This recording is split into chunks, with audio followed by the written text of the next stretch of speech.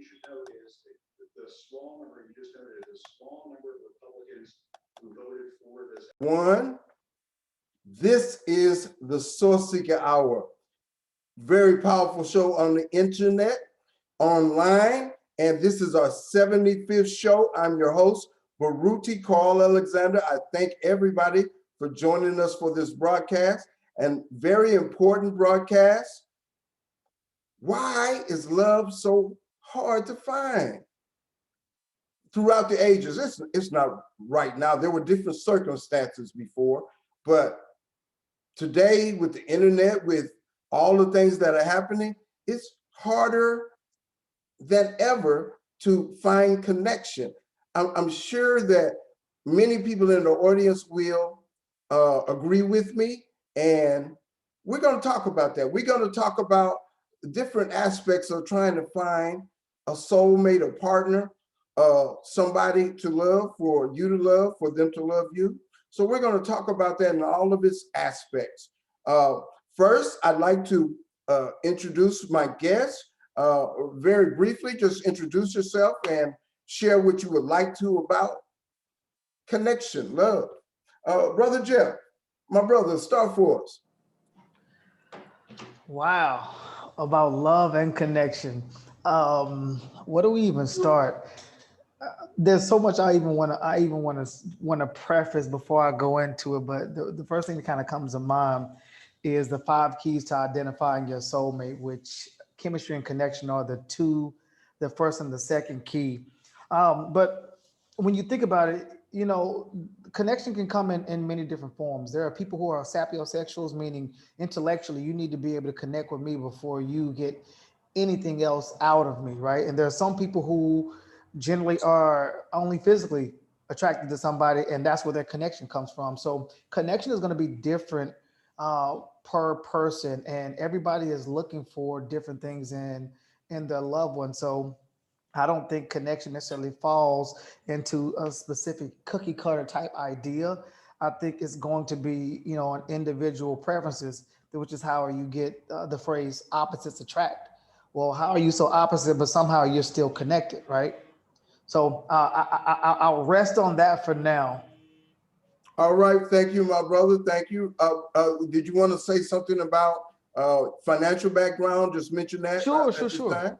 My name is Jeffrey Hill, CEO of Hill Financial Group, a wealth accumulation firm. You might have noticed my good old Black Wealth Matters shirt. That is something that I've recently rolled out because Black wealth is absolutely important. You guys mentioned a book on one of the last sessions, and I downloaded it, and it was Why Let White Guys Have All the Fun. And I have been essentially living my life around that principle for a while now, since I was a teenager, because I saw other people, they were living life. They were taking ski trips, they were going out of the country, they were doing all kind of stuff. And I didn't see a lot of black people doing that. And I started to really question why not. And nobody could really tell me. It's like, oh, this stuff is dangerous. I'm thinking, well, it can't be that bad. All these other people are doing it. So I got outside the box and I started living life differently. And I just transitioned that into adulthood, especially by way of financial services. Why let white people, quote unquote, have all the money, pass all the wealth down? Why aren't we doing that? So that's kind of the philosophy and the brain shark of which I bring to my company and my clients, is just showing people how to create generational wealth, but more important, tax-free generational wealth. So at Hill Financial Group, we help people create financial security and peace of mind. All right, thank you, my brother, for that introduction. Sister Cassandra, peace and power to you. Tell the people a little bit about yourself, and keep in mind our title, our theme. Why is it so hard to find love? Hi, well, my name is Cassandra Barnes. I am a registered nurse for over 30 years, as well as a mental health management professional counselor. And the subject matter is a very difficult one, and a multi-dynamic one, because it's so many different factors that come into play. I actually have been, and I meant multidimensional. I apologize. Can I ask this? Mm-hmm. Is it true? It is hard to find love. It absolutely is true. Okay. I have been divorced for since 1996, so I'm thinking of right around 25 years. And I have had very little success at maintaining a very healthy relationship. I have very good guy friends, but it didn't really last or materialize into anything significant long term. And there's a lot of dynamics for that. First, because I didn't want to bring anybody into my house while my daughter was young or growing up. And so she's 27 now. So that I was not going to do. I didn't trust anybody. I didn't want to have any stories of abuse or anything like that. So that played a large factor in it. And then again, we are so dynamic as far as what our roles are today. Whereas previously we had very defined gender roles, and I think it kind of worked well to facilitate the role of husband and wife in relationships. But now things are so fluid as it relates to how we function inside of a relationship. Um, the differences in what different, what each person brings to the table related to financial issues, related to family issues, like most people have outside children, outside family, or been married multiple times. So you have so many dynamics at play. Whereas when I was growing up, you had less uh, families that were married more than one time. Even if the relationship was not happy, those parents stayed together for whatever reason. Now you have people routinely being married 3 and 4 and 5 times. Can't maintain, especially second marriages, where they generally are going to fail within the first 5 years. So you have a lot of dynamics at play that were not the case, a generation or two ago. And so it's making it a lot more difficult in this current environment. Yes, I agree. We also are gonna talk about, you talked about the roles. We're gonna talk about whether it's proper or the man is expected to pay all the bills. I heard that somebody mentioned that once upon a time. We're gonna get to that later. Sister John Renee, can you share with us a little bit about yourself, and keep in mind that subject matter also? Sure. My name is Jonna Renee Hill. I have a background in social services, 15 plus years. I've worked in disaster case management. I've worked in workforce development. I've worked in mental health, the whole gambit. I am an author, creative writer, and a speaker.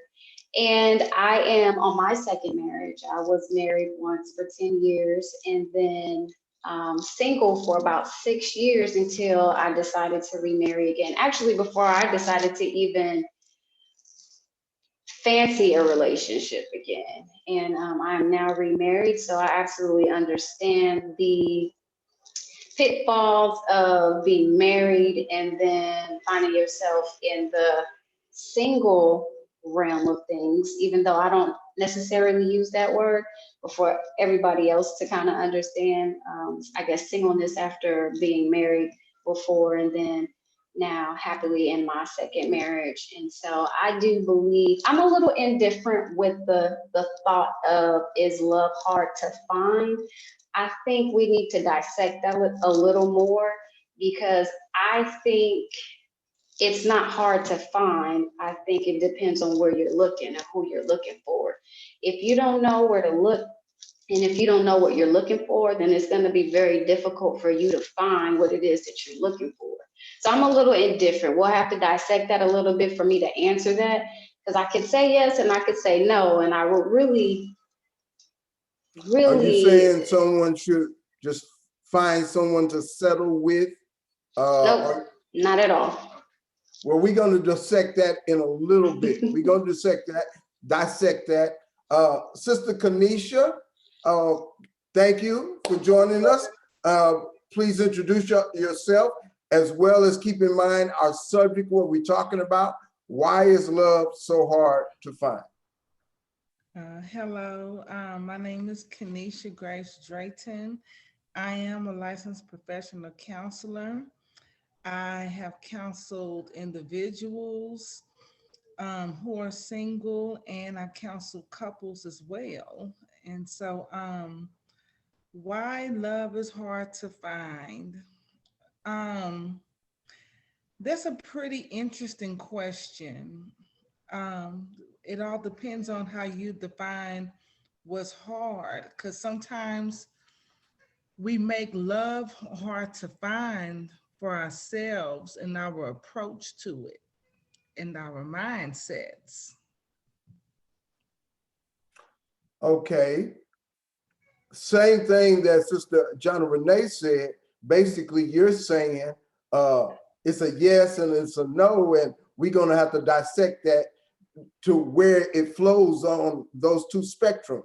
I say it's hard to find in certain capacities to find a soulmate. I have to take myself to start with. I feel it's difficult to find a soulmate on a certain level. Now, some would say that's because we are human animals and we have carnal desire at our core. I have to say that's a part of it. But beyond the carnal, we also have the intellectual, the spiritual, and all of those particular things, which are come into play just as much, if not more than others. Now, a scripture in the Bible says the first is not that which is spiritual, it is that which is physical. Corinthians 15:45. Now, you may come with a different interpretation, but that's my interpretation. So I say that, yes, it is difficult to find, but we want to be open, and that spiritual connection can come, then yes, but we have so many blocks that it's very difficult, and it's almost set up in a way where that connection has a very difficult possibility of coming. Sister Cassandra, unmute yourself, please. Okay.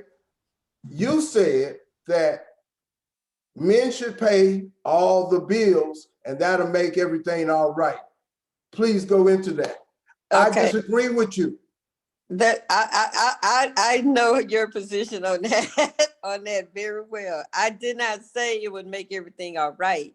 I said, as a woman who was raised obviously in a very wealthy family, my parents were multimillionaires. So my vantage point may be somewhat different, because the only thing I really know is a man paying all of the bills. I'm not going to say that a man should pay all of the bills, but I think a man should strive to pay as much of the bills as his money will allow. I absolutely. If I can interject, in this day and age, with the inflation and everything else, just to have a livable lifestyle for most Black people, it's going to take two incomes to just have a livable lifestyle. Don't you agree with that? I agree that it may take two incomes, but I would not ever agree to pay half of the bills. That just doesn't equate in my psyche. When it comes to 50-50, and I know a couple in particular where her husband was making in excess of $240,000 a year. She was making about 100,000, and she had still had to come up with half of the money for every single bill in the house. I don't care what it was, if the plumbing went out, if the this or the that, she had to come up with her half. What I will never agree to, and they say never, I will absolutely say never agree to, is paying 50-50, half percent of the bills in my home if I am married. Now, I do understand You know, there are different dynamics related to income and all of that. And I'm not speaking from a perspective of where, you know, somebody loses their job and the wife have to make up the difference. I'm not speaking from that perspective. I'm speaking from a place of going into a marriage with the understanding that I'm going to bring 50% of the money to the table. That will not ever be something I would even begin to comprehend. It just, Well, it does. let me interject another thing. Would you find you a fine, super fine man and pay all the bills to keep him around? 58 years old, so I'm past the being impressed with super fine. Okay, I deal with intellect, I deal with gifts, I deal with integrity. I mean, he's the type of man that I would be attracted to would obviously be very successful because the gifts and talents and skill level that I would seek would generate that type of success. I don't have to look for it. Everybody that I've dated have been very successful because not only do I command it, I exhibit it and I walk in it myself. So I'm not impressed with super fine and no money. I wasn't like that when I was in college. You know, I went to Howard University where we had, you know, very successful Black people and Black men. And so everything about me is about success. I generate my own money. I do very well. I drive a Mercedes SUV. I live in a condominium. I do all of that myself 100%. So I would never even consider somebody that couldn't come to the table in a way that would complement my level of success. But I do understand that you have a large, you know, my salary is in the top 15% of salaries in the country. And I understand, and that's any race of people. So I understand those dynamics, but I'm saying when we're dealing with principle alone, it wouldn't matter how much, it just don't equate in my psyche. You know, I was not raised like that. I allow men to be men. And to the degree that where his money runs out is where my money starts and pick up. And then I would not have I mean, I obviously have a lifestyle that's successful by myself, but say it was a different dynamic, then I wouldn't have a lifestyle that it required me as a woman to bring 50% of the money to the table. You know, I would live a lesser lifestyle than to live that lifestyle. Big. Let me interject this. Mhm.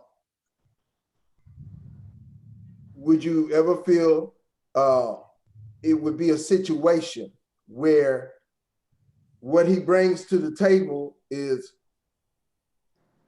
so good that you want him to be around you, and not that you would totally support him, but he was doing what he could, what he has. He may not be able to pay all the bills, but you know he's making a good effort to share what he has. Let me go to Sister Kanisha on this. I'm gonna come back to you, Sister Kanisha. Okay, what do you say about a man? The stipulation is he has to pay all the bills, and that's the beginning. If I may speak a little bit, I say to a certain extent, you'll say it depends upon the situation and whatever the two people decide. Am I right? Can you please repeat that? Do you kind of Okay. If it's the requirement that the man pay all the bills, wouldn't that be a cause for conflict? And then that's a cause for conflict, but also what is a better situation? And I know what you would say in the past. You would say that it's according to the two people involved.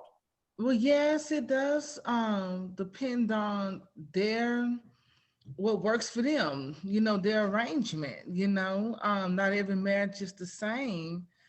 But however, as a Christian woman, biblical principles, the man has to be the provider. And so, if he falls onto hard times, that's whenever the woman has to step in and be that help meet. Are we still putting a judgment factor on the Bible when the circumstances were totally different? I mean, if we put it back upon that, I mean, there were concubines, there were so many different situations. I mean, But I can we didn't, really equate it to that? but I never read where any of those concubines helped pay any bills though. um Men back then, they had to be able to afford those concubines and wives. you know that's that's something that they had to do. But today is different. I believe in, if a woman has a job, a career, and her husband is the sole breadwinner, I mean, there's nothing wrong with her taking her earnings and helping him out whenever he falls short, especially when crises hit, such as a time as this, with this pandemic. When we had Hurricane Harvey, a lot of people lost their jobs then too. But, when you were asking questions about the 50-50, marriage is not 50% for 50%. That's divorce. Divorce is 50 for 50. Marriage is for 100 for 100. But if you're going to have this thing where everybody is trying to make the finances work, from my belief systems, that is solely the man's responsibility to just allocate where money would go to and how bills will be paid. His wife or significant other should never have to be concerned about that, unless he falls onto hard times Well, and then come in. doesn't that go back to their arrangement? In some marriages, the lady's better at managing the money as long as she, shares with him where it's going and so forth. I mean, I bet you're saying he's the one that decides where all the money goes to. I mean, I, I, I think some women would have some problems with that. And they may, and rightfully so, because if he's the type of man who is irresponsible and careless with the money and being emotionally or financially abusive with the money, then of course I would have a problem with that. But it takes a really strong and emotionally mature man to be able to handle that type of responsibility. And see, some women would have that type of problem because what I have seen was how when these men are in control of money, they abuse it. And that's financial abuse by not giving her money. You know, I've seen where that happened, giving her money for basic needs as punishment, and it also fits into the area of domestic violence, but that's a whole nother topic. But to answer your question, I see you looking at me like you don't agree with me about that. I don't agree with everything you're saying from the aspect of, you painted it that the man gives her money. I mean, if she has money, I need some money. You can give me money. I'm not gonna say, it's not my role to take money from a woman. I mean, as long as I'm earning my own, I think it's a fair way to go. I need $100 to go over here, and then I give it back to you at another time. You see what I'm saying? No, I'm sorry. I beg to differ because typically, in certain instances where I see is that, what's yours is mine and what's mine is yours. That's why some people get a joint account. Some couples choose to do that, some don't. What a woman is looking for, especially when they get to be in their 40s and 50s and older and stuff, those are the type of games that you don't want to play with an individual, no matter who they are when it comes to money, because at a certain age, you're planning for retirement. But that's both sides. You agree with that, right? That's men and women. We don't want to play games. The lady don't want to play games. And so it's kind of, that's across the board, correct? Well, of course, and that's what the problem is. A lot of people are, couples, especially within our Black culture, are scared to death of each other, because now what I've been seeing lately is we have more Black women who are taking care of their husbands and having to look out for him financially in the Black race more than any other race. Not to say that it doesn't go on. I'm sure it goes on. They just don't say anything about it. But I've seen it happen more with our people, is what I'm saying. Okay. And see All what right. that We still gonna have to dissect that one on a lot of grounds. I want to hear from the brother Jeff. You've been hearing the conversation. What do you say about first of all, the man pay all the bills? I think we've established that, that maybe in some situations that's okay, and others not so okay. What do you say about that general conversation? As an entrepreneur, I prefer that, both parties work hard to create assets and make the assets pay all the bills. And in my mind, that just makes more sense. But as a financial advisor, I think it's highly disrespectful to put the burden of the finances solely on the man, because I've seen so many situations where that's what the case was, and that breadwinner died, and planning was not in place, and that woman was sitting there looking out and about because she had no backup plan. She had no skills. She had nothing to fall back on other than the fact that she was used to her husband paying all the bills. So I just see a different perspective of this based on my history in the financial services industry and dealing with Black, white, brown, Indian, whoever, right? So I just have a completely different feeling when it comes to that. And when we talk about financial abuse, I've seen the other side where it's financially abusive when the man is breaking his back to provide, and that money is steadily going out while he's working. She's enjoying the fruits of the labor, and he doesn't have the luxury to do that because he's having to work to keep up that lifestyle. Um, so I don't necessarily agree with the man paying all the bills.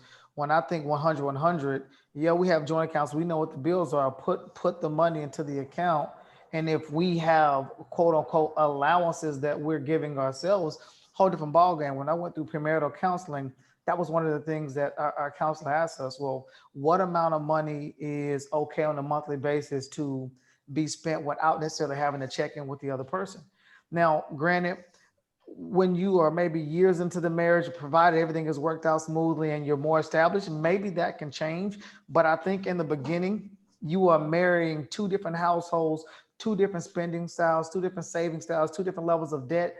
You need to have a better handle other than, well, half of your money is my money and all of my money is yours. Well, what in the world are you doing with your money? I can't tell you how many times I've sat down and the man is exhausted and I'm asking the question, well, okay, based on the plans you said you wanted, sir, or even family, here's how much we need to bring to the table. And the husband's like, well, I can't afford to do that because I'm paying all the bills. And I'm like, well, your wife makes X amount of dollars. What are we doing with that? I have no idea what she does with her money. And this person might have a 60,000 plus dollar salary, which could do wonders for their planning.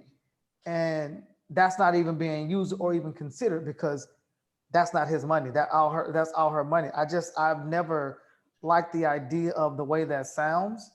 I just really don't get it because I've seen what happens on the back end when that breadwinner is no longer there to continue to afford all that. Now, to Mrs. Cassandra's point, if as a woman, you have all your stuff together, that's a whole different ball game, right? Because if something happens to you or something happens to that significant other, financially, you're going to be able to hold it down. But I've also seen where when it comes to buying a house, never buy more house than you can afford by yourself.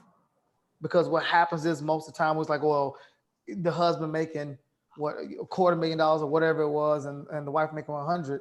Well, that $350,000 household might say you can afford a $4,000 mortgage, even a $5,000 mortgage. But can you, or were you willing to afford that by yourself? And if not, maybe you don't need that big of a house, right? So you have to take that kind of stuff into perspective. So I just look at this conversation a little bit differently. And I do disagree that the man should have to pay all the bills. There might be times where that happens. I get it. But for a prolonged period, if the man is taking care of a lot of the bills, then what portion of the financial responsibility is the woman willing to assume? Is she funding all the retirement accounts? What happens, she taking care of all of the children and all of their needs? What are we doing in these families? And when we talk about, we are in this situation where women have fought for equal rights and to be on the same playing field. You have more women CEOs now. Women make up 70% of the buying power inside of the home. We have all these stats out there. So I don't like the idea of using the biblical times, because now everything is different. Historically back then, women were not as educated. They didn't have the ability to earn the same amount of income, but you have women who are now outpacing the male counterparts, whether it's black or white, in terms of money, right? So I think now we have to adopt different ways of thinking about money just because of the dynamics. Now, I don't want to go deep into systematic, I guess, the systematic abuse of the black male in the household, how we've been ripped away, because that's a whole different part in itself in terms of why women have had to be in that position to be able to take care of men. It's unfortunate, but there's a deep historical part to why that is even a thing. And I'll just leave that right there. Yes, sir. Yes, sir. There was a reason and a godsend why you came on the show, brother. Yes. Before I go to Sister Jonna Renee, I'd like to have Sister Kanisha and Sister Cassandra respond to my brother if you all have something to say. Sister Kanisha, Sister Cassandra? I absolutely have something to say. Again, I just give men the luxury, the privilege, the honor, and respect to be men. First of all, to me, a real man takes pleasure in providing for his family. That's number one. I never said that I would not be a help meet. I'm not a provider. If I'm a provider and I'm married, that does not equate for me. And I would never marry a man. I don't even date a man that couldn't handle that responsibility. Every man that I've dated has been able to shoulder that. Again, my dynamic is quite different. I have a standard that I don't back up off of. I believe that a man who provides for his family, he has a honor that he receives as a result of that. When you have a woman and a man paying half and half, this is another main reason why the divorce rate is where it is, because that woman psychologically is standing toe to toe with that man. She's going to tell him every single day how she goes to work just like he does. She does this just like he does. And there's no level of headship in that home. I think when you are a provider, I'm not ignorant, selfish, nor irresponsibly financially. I don't carry unnecessary debt. I invest every week in something. If I'm not buying stock, I've recently started purchasing Bitcoin, even though I don't understand it. I do know how to buy it. And I recently, a couple of weeks ago, started to purchase Bitcoin. I'm no longer buying stock at this point. And I invest in other financial vehicles. The only debt I carry is on my Benz, my condo, and my student loan debt. That's it. I don't carry debt. So my thing is, men and women have to learn to be financially responsible. It's not a matter of he's breaking his back. My grandfather, who adopted me and raised me legally as he is, worked 7 days a week, but we held home down. You know, when he came in from the office, if we weren't over there balancing our books and dealing with our money, we held home down. He came home to I didn't grow up in a house where there's arguing and fussing and hollering and screaming and adultery or any of that. He was extremely honorable, and people still talk about him today, and he's been dead for almost 20 years. So I grew up in a very honorable environment. He took pleasure in providing for his family. I didn't even finance a car till I was 35 years old. He paid cash for all of my stuff and everything else. So it depends on the dynamic. I feel like people have to be responsible regardless. But for me, I allow men to be men, and I help meet the Can bill. I say don't something hold on that? responsibility. And you stated this several times. You say you allow men to be men. So Yes, that goes into your definition of what being a man is. right. And Provider. you'll agree a Headship. man is multifaceted. Now, in the situation of your grandfather, you said he went to work 7 days a week, but the family, those who stayed at home, they held things down. Maybe that's not happening in every situation that it works like that, that you go to work and you have somebody holding things down. Maybe that's part of the problem that we have. The one side is not holding the other side down. Sister Kanisha, did you have a comment that you wanted to jump in on? Oh, well, yes, I'm old fashioned, and the concept where the man is the provider, it does come from the Bible, and I know some people don't go by that, and it's to each its own. But I was listening to Steve Harvey one time, and he made the comment that chivalry isn't dead, it's just not required anymore. And I also heard Bishop T.D. Jakes say in a podcast before that really stuck with me. Whatever a man loves, he takes care of. A man is not supposed to add a burden to a woman, financially. That's his job to take care of that, because of course today women are a lot more of us are educated now, and I know that I didn't go to school all those years just to sit home, just to have babies and sit home. you know it's a bit different, because I work and then still have to come home, tend to my home and my children. And so, what I would say is that whenever a woman is out there having to grind for a husband or a boyfriend who's not bringing as much to the table, being the provider that he should be, that strips a woman of her femininity. Okay? Because it's not her job to do that. Her job is to be taken care of and being his helpmate, helpmeet, making sure, like what Miss Cassandra was saying, the home is held down, you know. And when it comes to her money, that can be something that they can come up with, as far as them becoming a power couple. That gives her more room to take care of other things, like with charity, putting more money to the side, vacations, whatever it may be. But my point is this: it should never, ever be the woman's job or for her to worry about paying this, where we're going to get the money from this, where we're going to get the money from for that.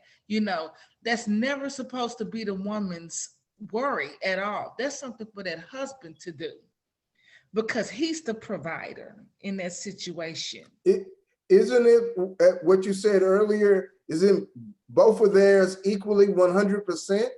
Yes, it is. What's yours is mine, and what's mine is yours. But still, she should never have to enter into a marriage with a man where she has to worry about financially taking care of everything, whereas he just sit back and don't have anything to worry about. Now, the money that she's bringing in, hold on, let me finish. Whenever she's bringing in money, her earnings and stuff, hey, the more money, financial stability, the better, right? You can make so many plans together with that. And I heard the brother say something about how the woman had no financial plan. But see, that's why it's important to have all of that together. Get someone to help you to plan all of that out. See, that's what I was starting to say earlier. When you start becoming of a certain age, you should have all of that down packed, along with life insurance, wills, and all of that sort of stuff. When those things happen, of course, not everybody will do it, but there should be a backup plan. But it's that husband's job to make sure that that woman has everything she needs, his family, period. Because a man leaves an inheritance for his children and his children's children, and it's his job to teach his wife how to make things happen, how to make sure the money goes where it's supposed to be. It's his job to make sure that everything is covered. Yes, ma'am. That's a lot.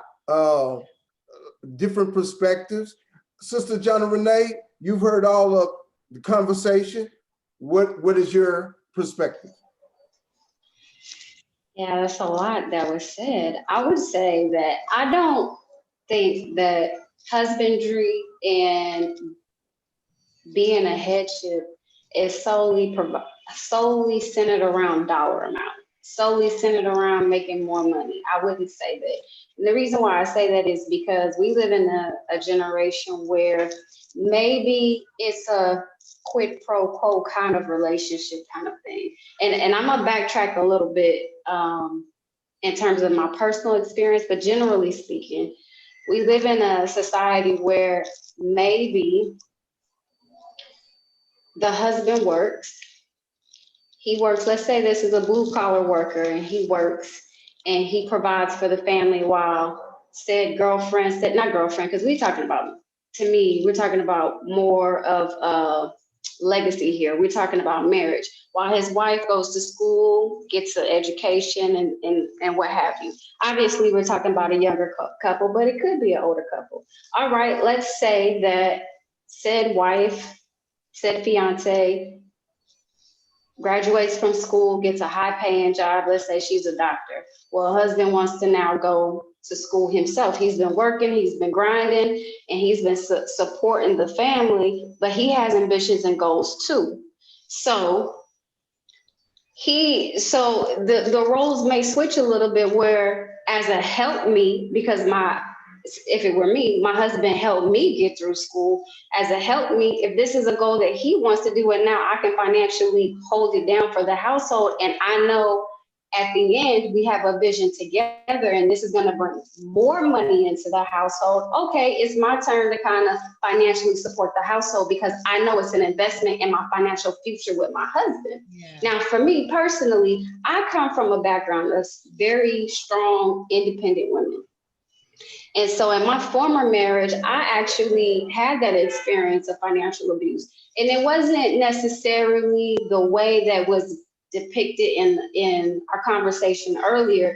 It was more so I was the financially responsible one, so I'm used to paying all the bills. Meanwhile, we have two very good incomes coming in, but since I'm the one paying the bills and he not really in tune with what's going on with the bills, not because he couldn't be, because he just didn't want to. All of the excessive amount of money that was coming on that end just wasn't coming into the house. He could splurge on whatever he wanted, while all of this money was going into supporting the household. So I understand what that financial abuse means and how it can look very different depending on the situation. Now, when we talk about women and we talk about the woman in the household and having resources, If we're really talking about a Proverbs 31 woman, that was a businesswoman. That was a woman who was educated. That was a woman who was a helpmeet. That was a woman who was bringing her resources into the household too. So at the end of the day, I really think it depends on what the couple agrees on. If it's 50-50 financially, and that is what we agree on, and I know a lot of women have this, I don't know the word for it, but they have this disdain. If I'm gonna do 50-50 and come home and work too, I gotta take care of the kids, I gotta cook, I gotta wash, I gotta clean. It should be 50 all across the board. If it's gonna be 50-50 financially, it needs to be 50-50 in the household. Whatever you decide and whatever you agree upon, all of that needs to be established in the beginning. If it's 50-50 and that works for you, it works for you. If it's not 50-50, if it's as a husband, as a man, look, this is what I'm gonna take care of. I want you to focus to take care of this. Whatever the agreement is what the agreement is. But you stick to that agreement, and you're honest and transparent with what you're doing with finances, especially if you have a legacy in the future that you're trying to build together. That's what's gonna keep it. That's what's gonna keep it smooth. That's what's gonna keep you together. That's what's gonna keep the integrity in the relationship. And I think that's what's really important, is keeping that integrity in the relationship. That is great. And if couples can get there, friends can get there, that's a good thing. But also we're talking about even getting to that point. You know, we started this with why is love so hard to find? And then I talked about one of the reasons I brought that up with Sister Cassandra is that maybe sometimes our outlook and what we're looking for is wrong. And I also brought up about, you know, we got to be honest that carnal desire means more than our intellectual thought pattern, at least in the beginning for sure. But then if you can't get past the beginning, how are you going to get to the next level? Brother Jeff, did you want to comment on what the ladies say before we go to our next section? No, I would say we can put a bow in this one and go to the next section. All right, sounds great. It's always been said that there's somebody for everybody. I'm still looking for mine in that context. I don't necessarily believe that that is necessarily true.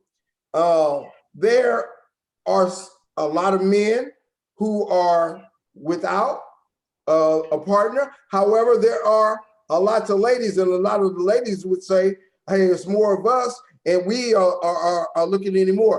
I've recently started looking to dating sites, and the amount of ladies on there is quite a few, and so forth across the board. Now, there's so many things with dating sites. Are they honest in their portrayal? Or is it an accurate picture? Or, you know, you get to thinking, are there scams going on? There's a lot of different things. Is there one place? Is there a group of places that are best places to meet people? What you think, Cassandra? Actually, I don't do dating sites. Okay. Because in all actuality, they're rarely going to be accurate. I mean, Facebook is not even accurate. You know, people present whatever picture of themselves that they want to present. I don't know. I don't of a particular place that I would go to meet people. I don't care where it is. I think everywhere is corrupt to me. I don't care if it's church. I don't care if it's whomever. Everywhere is corrupt. So has this new internet environment made it even harder? Yes, because it's made it harder because you have so much noise out here today. You're inundated all day, every day with outposts and voices from everywhere. People are oversaturated with information. They are very very impatient. So even if they meet somebody, they're coming to the table with an agenda that's not real, with a fantasy that's not real. That's on the front end. And then very few people are coming to be a blessing. They're coming to get blessed, whatever that looks like for them. It's all about, what does this look like for me? Okay.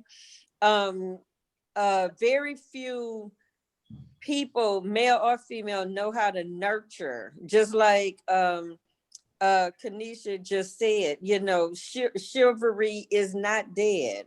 I literally had a full-fledged argument with someone over opening my car door. This is an argument, so, things that used to be very routine, that and it fostered respect. And it's like very few and far between. And so again, it goes back to a lot of fantasy, because you have reality TV setting a certain tone as to what women should be looking for, and then it's fake, and then everybody wants to portray the role of being a baller, and it's fake, and the whole dynamic is just fake. So you have a lot more interaction, but you have a lot less weight. You don't have They're more fake. right. you just interacting, and then people are restless, so they're into the hype of, well, you better, it's not that many men. I mean, I was at Howard University in the 80s, and they were, men would sell you on that story about his 12. Yeah, you better be glad I'm hollering at you, all of this kind of thing. And then it make you relax all of your value system, thinking that you're gonna have somebody, and then after you relax your values, now you into multiple, all kind of perverted sex, same sex, multiple partners, everything you think you need to do to try to keep somebody, you're still gonna lose them anyway. And so the whole dynamic is corrupt. And as me, I am biblically based, biblically sound. 2021 does not cancel the Bible for me. The word is still the word, it's still everlasting. It's the same today, yesterday, and forevermore. I don't go looking for men. And when God sends somebody to me, he sends somebody that will at least compliment me, whether the relationship worked or not. I have had very, very, very good guys in my life, period. I don't have any stories, not one, about somebody dogging me, abusing me, mistreating me. Even my divorce, my ex-husband didn't dog me out or abuse me. We were just two totally different people. And I knew it wouldn't last long term. My dynamic was very different from his. And so I believe when you allow God to be God, when you stop chasing it and allow it to come to you, he gives you his best gifts. And if it's not a gift from him, I don't want it anyway. I'm very, very content. I'm not struggling at all being single. I am very happy. But I rest in that. And I think we're so restless to feel like, okay, it's 2021. Now we need to take over. We can't trust God to provide anymore. We need to take over. And in taking over, you have a lot less happy, a lot less fulfilled people. The divorce rate is off the charts. The adultery rate is off the charts. So people are not happier. They're way less fulfilled. And so it's a lot of all of the society issues with talking about this is a new day. It's not a new day.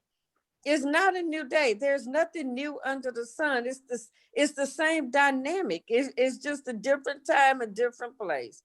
But if we keep God first in our lives, I know he will bring the gifts that he has. So it's no such thing to me as the Bible being out of style or outdated in any area or any arena.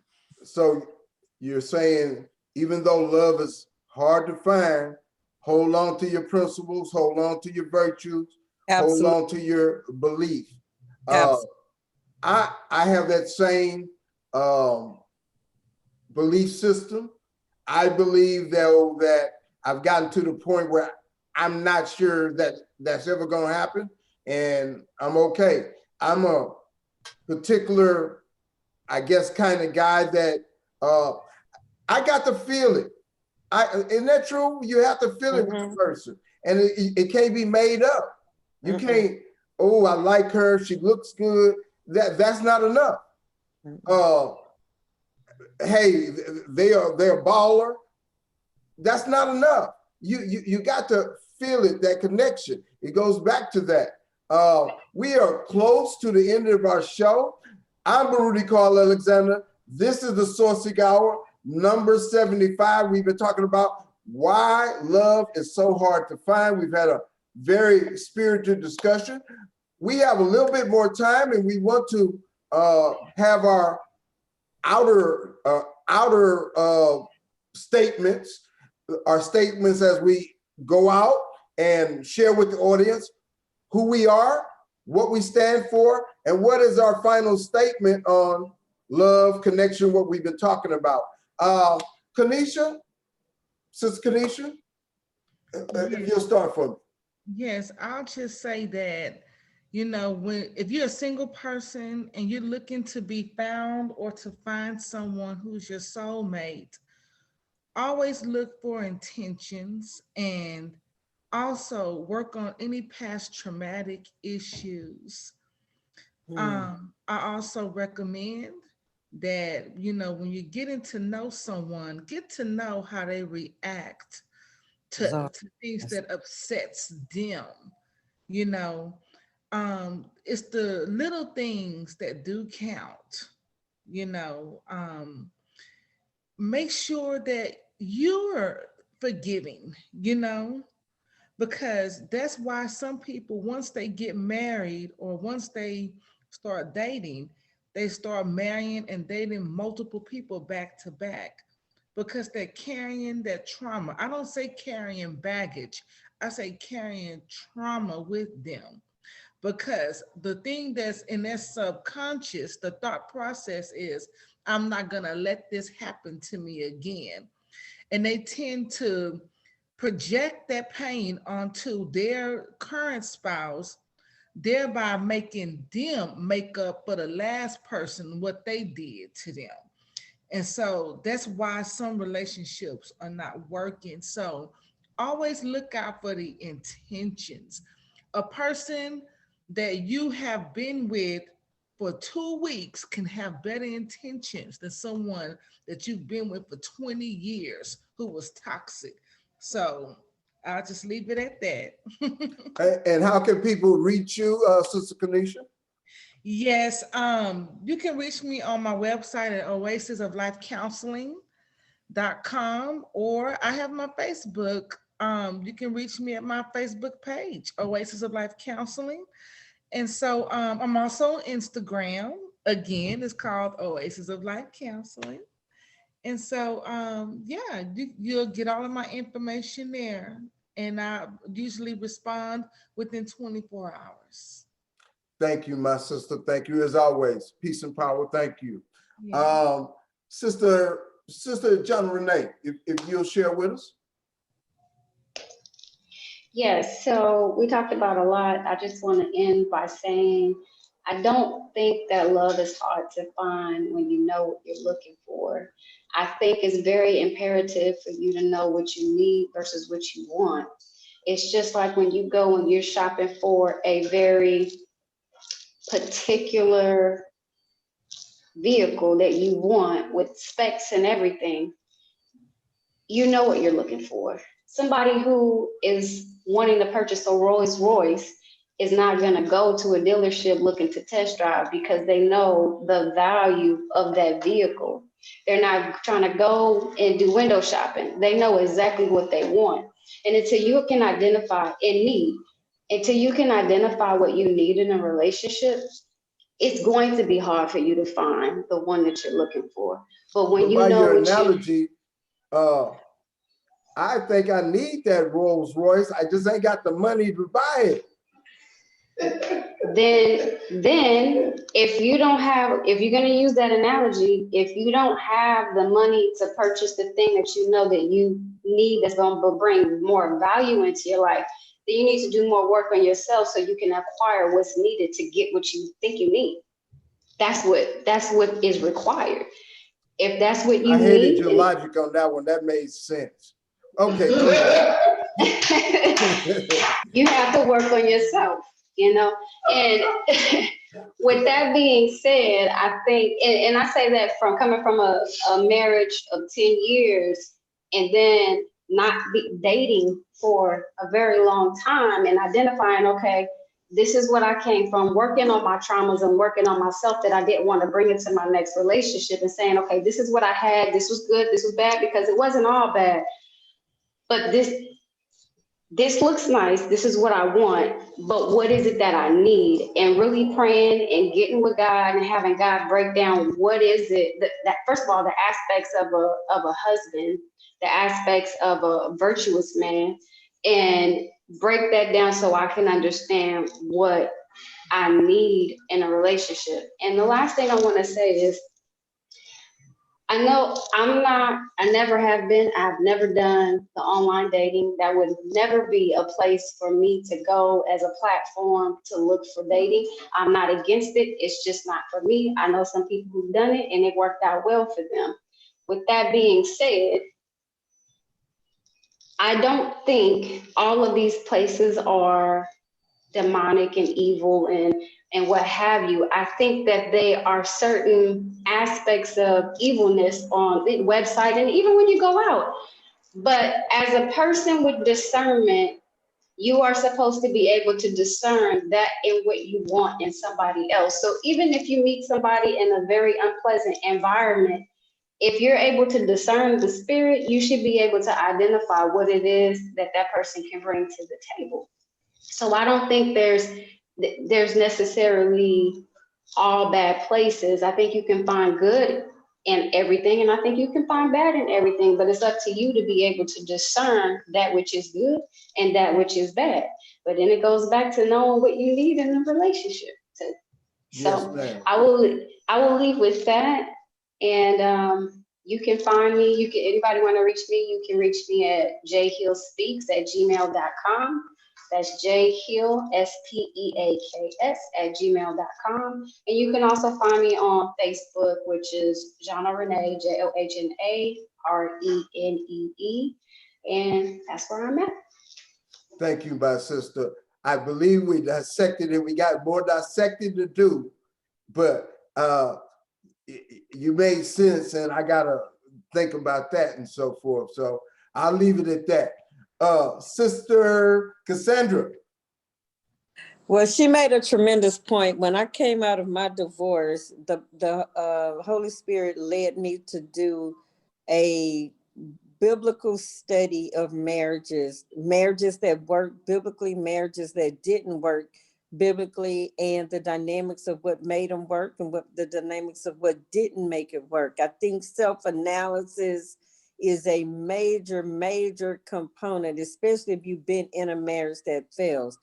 I had to understand who I was first. I didn't look to what I needed in anybody else. My prayer was, Lord, teach me how to be my husband's wife, period. Give me what I need to accompany the man of God that you have designed for me. I have never blamed my ex-husband for our divorce. He doesn't even really know today why we're divorced. We still have that discussion because, like I said, he did not mistreat me. We were two completely different people. And so I had to get in touch with me so that I wouldn't make the same mistake twice, understanding who I am first, and then understanding, as Ms. Hill said, understanding what, now that I'm in touch with who I am, what do I need to complement me? That's why I said, for me, there are certain people that I would not even enter into a relationship with, because I have certain things that are non-negotiables for me. And I'm willing to be the provider for myself. I'm willing to be without anybody rather than having the wrong body just to say that I have somebody. That's not, and wow, I've never even said that was a play on words. I've never even said it before, but at any rate, it still works. No, I'm very content. I trust God. Discernment is paramount. That's why I don't ascribe to, if you want to meet somebody good, go to church. If you want to meet I don't ascribe to any of that. I trust God. I stay on my journey, on my pathway, and he will not withhold any good thing from me because I do walk upright before him. That is the word. If we put the word first, everything that we need and desire, he has already configured it. We don't have to chase it. We've got to get to the place where we rest in who we are and allow him to bring it to us. In that way, it will be good because every good and perfect gift comes from him. That's just the word. I didn't mean to preach you a sermon. I'm not a preacher, but hey, it still works. That's perfectly fine. I just want to say, you did mention that, hey, you might go to church, but that person may not be in church. And John Renee said that, hey, they may be in a dark circumstances, but you can see the light in them. So Exactly. I just wanted to make that point. Where can people reach you, Sister Cassandra? I have a Facebook page for my mental health management center, which is the Victoria Barnes Mental Health and Wellness Center, and my own personal Facebook page, Cassandra D. Barnes RN. My Instagram is I am the real Cassandra D. Barnes RN, because I have so many people imitating my page. I don't know why, probably because I give a whole lot of money away. They try to pimp my friends, but mine is the real Cassandra The D. real. Barnes RN. Yes. Yes, ma'am. The real. I can attest to that. Yes. Brother Jeff, take us out with a word and we're going to close up. All right. Let me touch on the online dating thing. Everything has gotten faster in today's society. So a lot of times you see the online dating because it's accessible. Sometimes it happens out of boredom. Then you got the match.com, you got the Christian Mingles, you got some of these profile websites that go more psychological into who you are, and it uses the algorithms to help you match. And I've known some people who have actually found their loved one because of the way match.com, for example, no plug to them, but that's what it is, the way they understood who the person was and what they were looking for. So sometimes it's those intangibles and it's not about a physical thing. The physical part can help, that can be part of that chemistry. But I would tell people, not necessarily don't discount it, but you also, to Jean Renee's point, you have to have a level of discernment when you are on there, because anybody can get on there, right? I know I've had my fair share of the usage of dating websites, and I've met some really interesting people.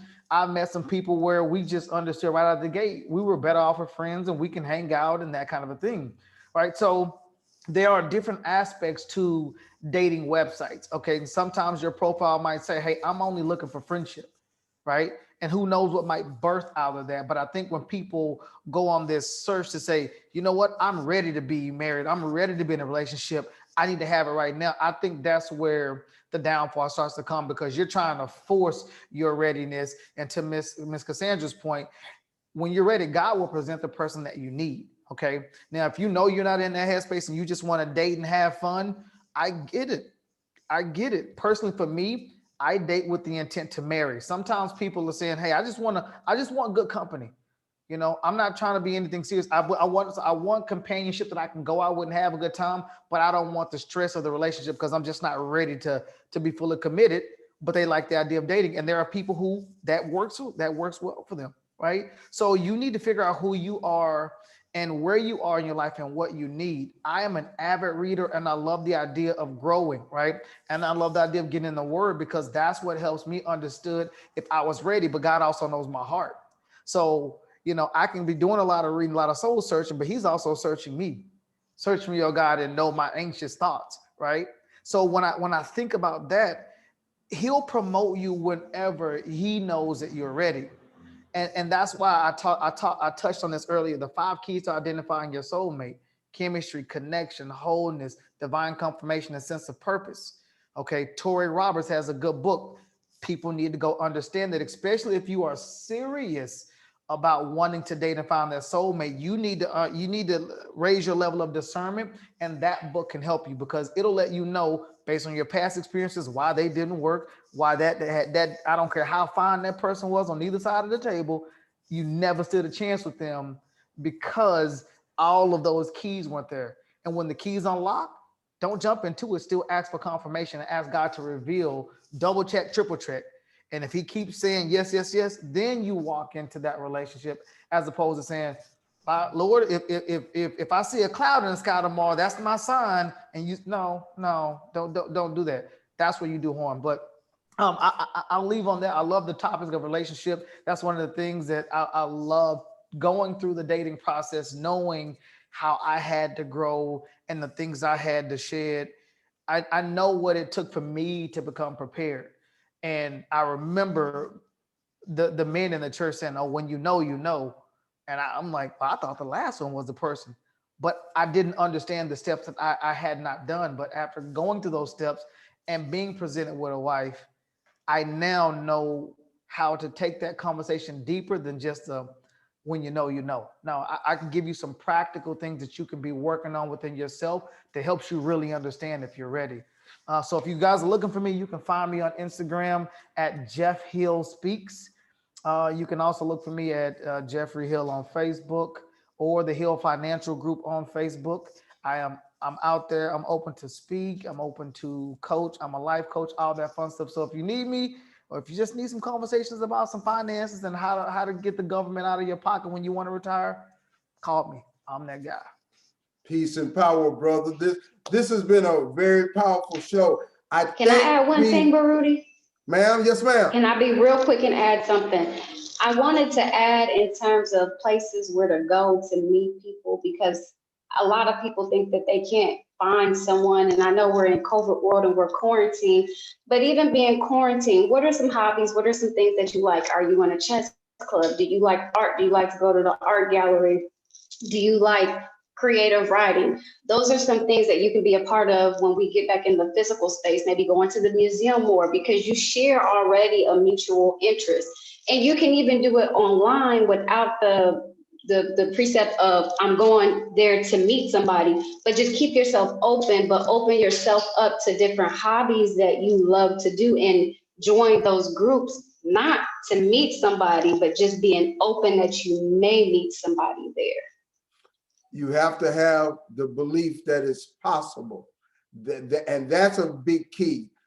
Within our community, there have been so many wounds and so many traumas, stresses, different things that affect. Brother Jeff talked about in the beginning, the trauma that the Black man has gone through. And some of it has been, of course, attacked by others, but some of it by our conditioning we have done to ourselves. I do say by our conditioning though. So it is a journey. It's a difficult thing. And it's a very important journey. I would say the most important journey, because if we can find love, if I go by the scripture, it says God is love. Where there's love, God is there also. So very important subject, and we're going to continue to talk about it on the Sourceseeker Hour. I want to say our next show next week is Young Black Men and Homelessness. We're going to have a 2-part series on that. The week after next week is going to be serving the community through a nonprofit organization. And so we got some very important shows coming up. March 4th is going to be that is going to be, let me think about it a second. I'll come to it. Brother Jeff, you sent me a message. Let me make sure I get that. Okay. March 4th is stress, trauma, and current events. Very important subject that we're going to discuss. With all these things happening in the world, it traumatizes people. You know, so much of you're hearing so much about COVID every day. You're hearing so much about the Capitol riot every day. So we want to talk about that. And I'm Baruti Carl Alexander. This has been the Sourceseeker Hour. episode number 75. Does somebody have anything pressing to say before we say goodbye to the audience? Thank everybody. We'll see you next week. I'm about to end the show now. We'll see you next week. Thank you very much. We say appreciate our guests. Thank you. See you next week.